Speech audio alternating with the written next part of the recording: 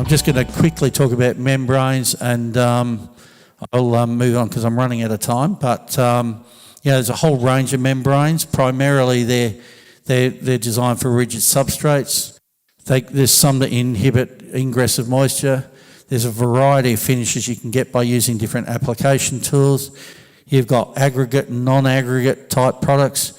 We would recommend that you always overpaint a membrane and a lot of them are actually designed for that, particularly if you're putting scratch coatings on and those types of things. The aggregate systems consist of marble, other mineral constitutes. You often see with membranes, you can get rusting coming through and those types of things. It's just metal in the sand surfaces that they're put into there to create the aggregate. But basically, you need to follow systems, and as I said, part of that is overcoating.